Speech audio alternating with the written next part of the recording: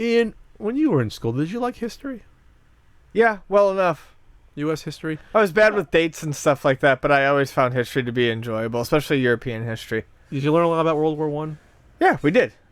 Do you remember anything about World War One that much? No, I'm gonna be honest. I mean, I what I remember most about World War One was how it was such a transition war in terms of technology. That was kind of what interested me. What we learned was that, at least I was at, it was like a coin flip where the U.S. could have went with. We could have sided with Germany or with Great Britain. Sure. If it wasn't for Woodrow Wilson being an Anglophile, we might have stayed out of the war entirely.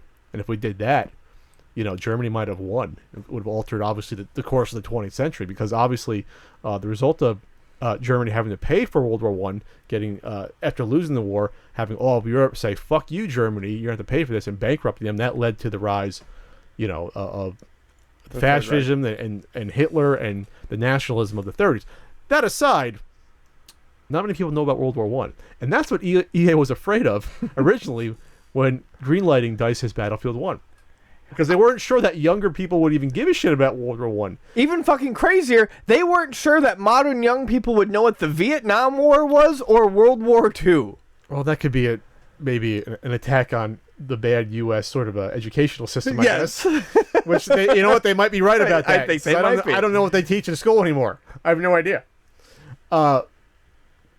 So, the CFO of EA, Blake Jorgensen, said the following: I think what people don't understand about World War I is the technology shift that went on during the war. People started the war on horseback and ended the war with airplanes and tanks and battleships and submarines. So that's what always fascinated me about it. And that's a huge opportunity for us to be able to do a video game around.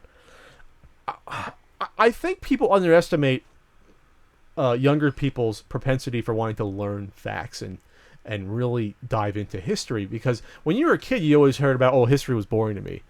It wasn't to me because I had good history teachers. My dad was a history teacher. I had to find it somewhat interesting.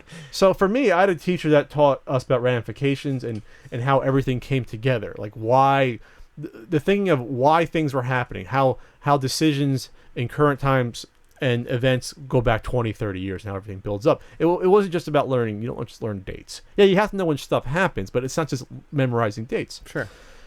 World War One is fascinating. Like, for one of the reasons you said, I brought up the reason why it wasn't a cut or dry well. Germany was evil. Germany wasn't as evil. They weren't like the big evil that they were in World War II. It was a slam dunk. Right. People in the comments are going to argue about that, but at least how I learned it, it wasn't. There was some gray areas going on in that war, and it was a horrific war, obviously, with trench warfare, mustard gas, and everything else, fighting for a useless 50 feet of fucking of barren field where you get machine gun trying to pass over it for no good reason. Your entire, I mean, some of the biggest battlefields were the size of football fields and fought over for ever and ever and ever. But yeah, I mean, it was, and then on top of that, I think one of the heads of EA just didn't think that it could potentially be an interesting game. A trench warfare game would be interesting, and it took the developers, the development team, to be like, look at how technology progresses. This game does not have to take place in the trenches the entire time. We can go all over the place with this game. We can introduce tanks and airplanes at their earliest. Oh yeah, I think the most fascinating part of World War One is the use of aircraft, from blimps and reconnaissance to World War One dogfighting, which to me is extremely fascinating. Geez, we talked about it before, but like, if there's any mode in this that is remotely like the old Red Baron games that Sierra did and whatnot. Yeah, Aces. What was it called? Aces High or whatever. What was the series called? Well, no, literally the first one was called Red Baron. And they did other ones. That's right. They did other ones after that. And shit, I'd be interested in that. Yeah, because that was truly, you had to know how to fly little stunt crafts, and you're using pistols and shotguns and literally dropping like grenades and bombs on the people. Yeah. Remember, the planes weren't really equipped. A lot of them weren't really equipped. The ones that had rotary hand cannons on the front. That's insane. Yeah, it's nuts.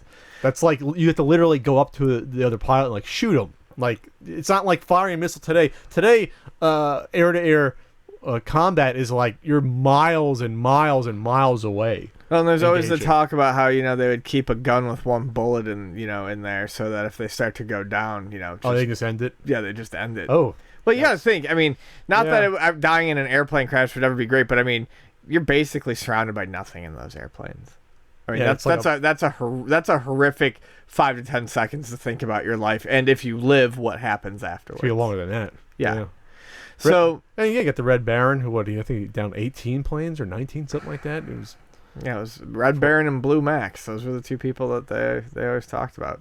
Blue Max is not just a character in Sky. Really? I didn't know Blue Max was actually a pilot. Well, let's look it up. Let's make sure I'm not wrong here, because if I'm wrong, I'm gonna laugh at myself so hard.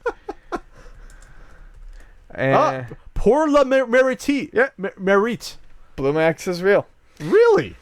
And that's I would argue, and I think I read it. That's who Snoopy is supposed to be, because he's always in the French countryside. Oh, okay, so he's not the Red Baron in this. Okay. No, Snoopy was never the Red Baron. He always fought the Red Baron. That's right. He's schooling me. Jesus Christ. But anyways, I'm glad that they got over the fact that maybe youngsters wouldn't know about this and decided to take what is oddly, I feel odd saying it is, but they really are taking a risk with this game, and I think it's going to be interesting. Far more of a risk than Call of Duty doing the future thing. Yeah. And, you know, to go back to the history thing for 1 second, and how you said that, you know, I think, you know, kids, when presented with it in the right way, want to learn about the past. It's just like why I have 14-year-olds buying Atari 2600s. When you're interested in something, or a game can present something to you interestingly, or a movie, the curious kids out there are going to want to learn about it. It's not going to dissuade them. It's going to interest them, I think.